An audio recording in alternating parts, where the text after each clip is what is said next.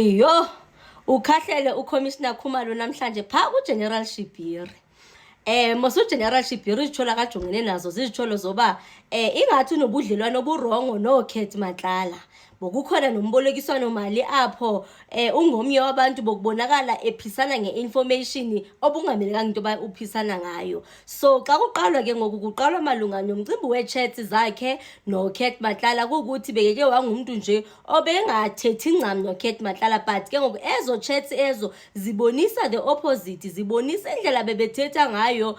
Kube khona nalapho i-calls ke zibe ngo-15 minutes nje be on the line.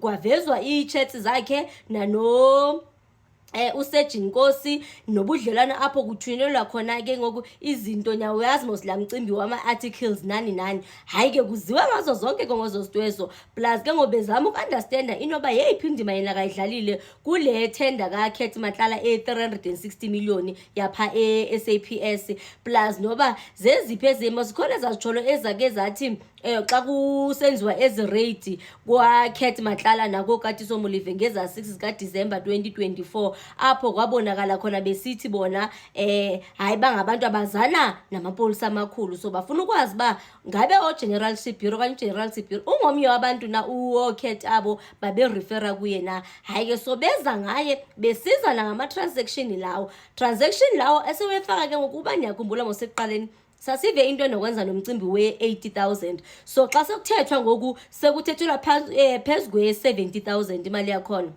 uGeneral Shibhiri akathi yena hayi kukhona apho unyana wakhe wayefumene ingozi yemoto waze waboleka imali kuKhethi Matlala. uKhethi Matlala ke phofu obonakala engumuntu obeke i-service provider ndithi yakwa-SAPS, aphinde uKhethi Matlala abonakale engumuntu ongekho right nje apho kwelicala lamapolisa. So u-alleged ngoba uCommissioner Khumalo wa-emphasize lo gamelo he's an alleged criminal. So kuthi kunjalo abe erabha amashoulder bolekana imali noGeneral Shibhiri. So yimcimbi onjalo nje bebephezu kwawo, including ke ngoku lo mcimbi wezinto bebephanda ngazo nalanto efako Musakhawule uba niyayikhumbula though bengadwelanga ncam kuyo.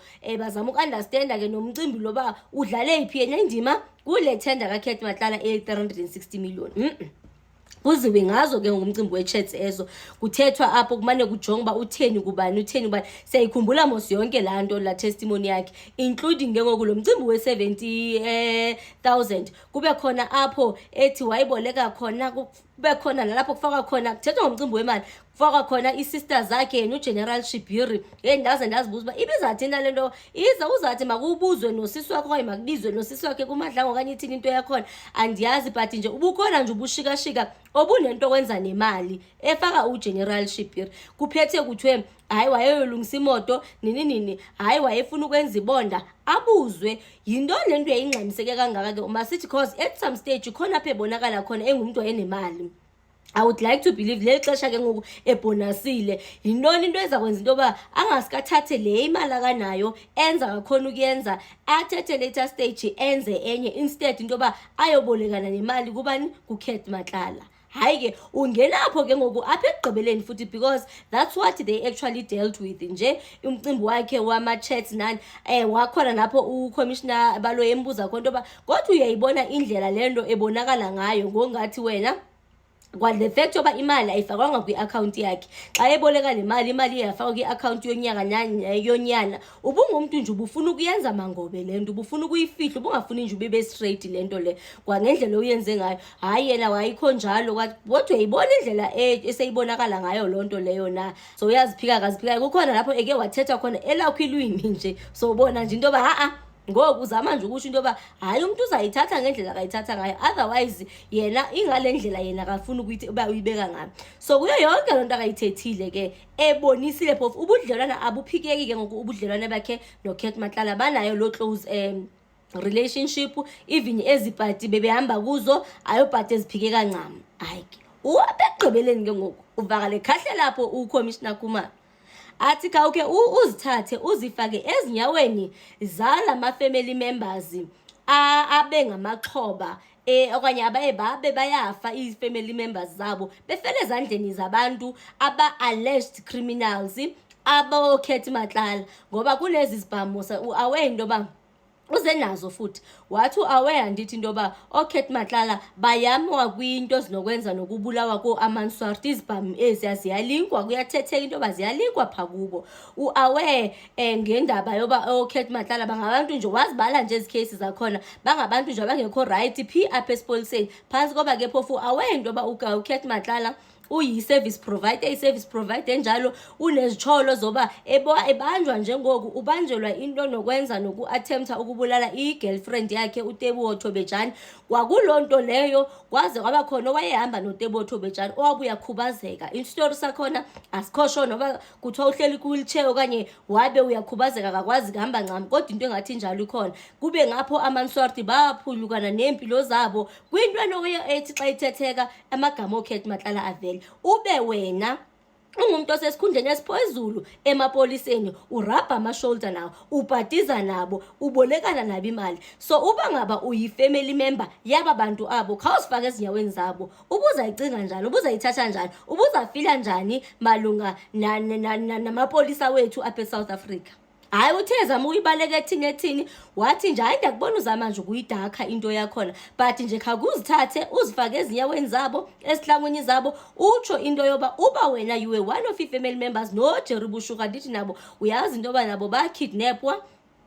Into yakhona iyabasola, izitsholo zakhona zike zihlahlale zijonge ooKat Matlala. Uba ngabe ubuyi-family members zabo babantu abo, ubuzathini ngabantu basesipoliseni? Wena ube uheda ke phofu i-organized crime unit, but kube kwanguwe futhi umuntu ongaboni anything wrong, because in as much as bebezama ukumbonisa hayi akho nto wrong angayibona yena ekubolekeni imali kuKat Matlala, because yena initially wayengazazi zonke izinto kuthiwa zenziwe nguKat Matlala, uzazi at a later stage, but yena nje akaboni anything wrong ngoba aboleke imali kuKat Matlala.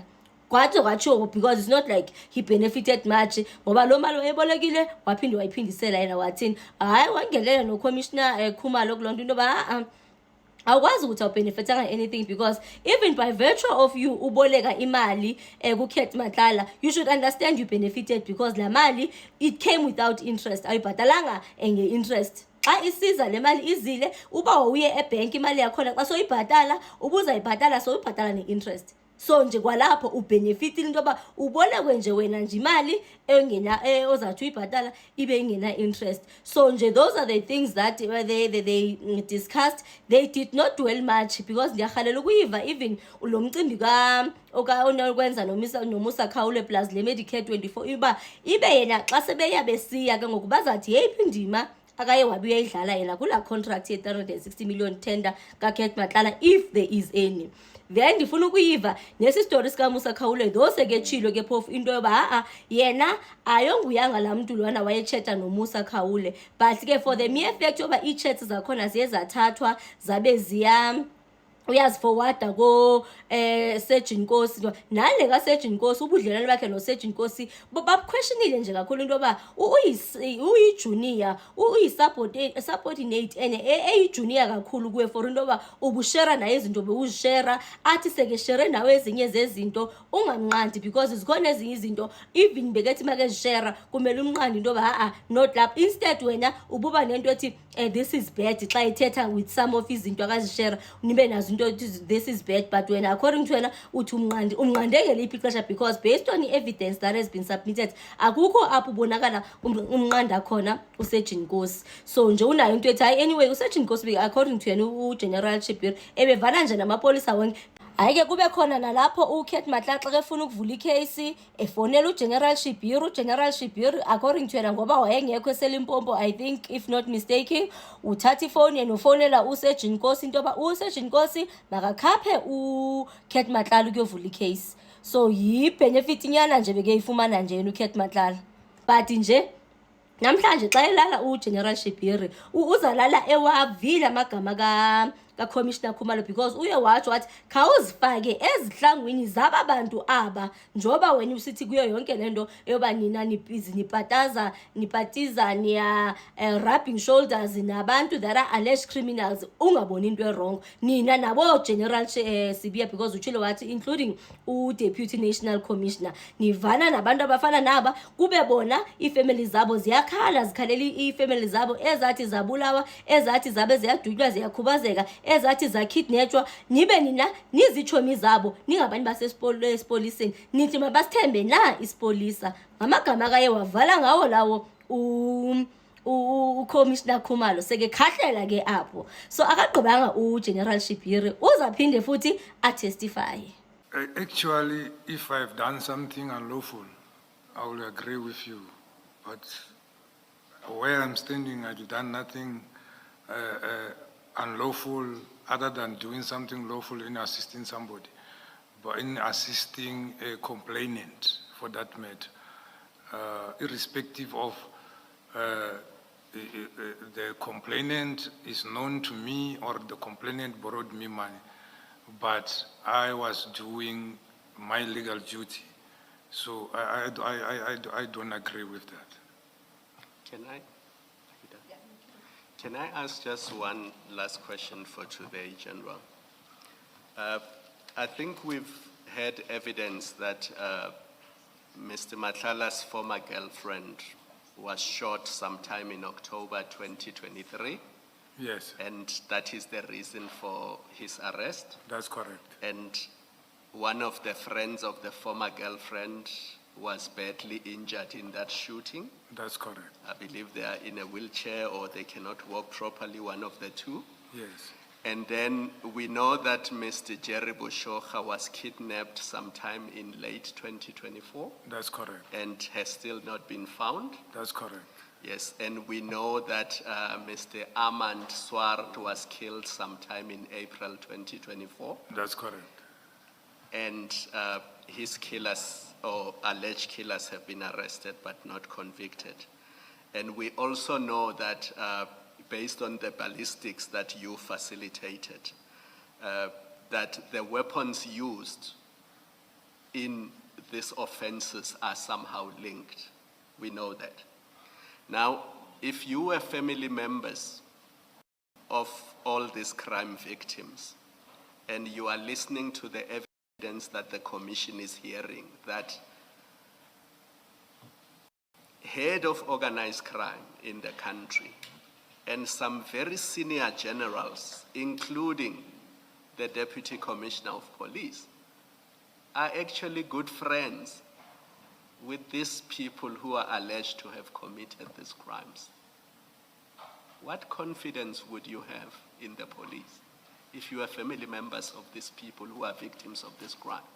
What confidence would you have in the police? I get the commissioner, the relation and trust to the police, these kind of things make it to erode. But as I said, how did it happen? It didn't happen like I knew, then I involved myself and I assisted these people. Instead, in some of these cases you are talking about, I assisted into making sure that the investigators, they stay alive and then they continue with the investigation. Are you avoiding putting yourself in the shoes of the family members of the victims? Yes, because that was my question. If you did that, let me suggest I to put you. myself into that. Wait for my question. Because you're telling me that you've assisted. Of course, family members won't know that. What I asked you to do was to put yourself in the shoes or in the position of the family members of Yes. these victims and tell me, in those circumstances, would you have confidence in the police? Especially having heard yourself that Mr. Matlala told police officers that you are his person, there's no way anything is going to happen to him. Now put yourself in the shoes of victims of crime, specifically these three families that I've mentioned, and tell me, would you have any confidence in SAPS if you were a family member of any of these victims? Don't tell me about the assistance you've provided. Okay. My question is, put yourself in that position and tell me, how would you feel if you were a family member of this victim? Yeah, I think it's a difficult question, and this commission must assist in putting the perspective as to say this kind of actions and so forth, how is going to be dealt with and how wrong was it and whatsoever. But however, my name my name, as Shibiri, is known in Gauteng, is known in South Africa for the good work I've done for years. And I don't think for one thing then to be associated with one person without knowing lots of things that he might have had could make the whole community to lose faith on me. That is my response. Because I'll tell you this, some of these alleged criminals, their proximity to the very senior police officers in the country is concerning. It concerns me deeply how close they are. Whether it's innocent friendship, whatever it is concerning that people who are accused of such serious crimes fraternize, party with senior police officers, loan money to senior police officers, share subs documents with senior police officers. I mean, it's a serious concern. Generally, if you were sitting where I'm sitting now, you would share my concern too.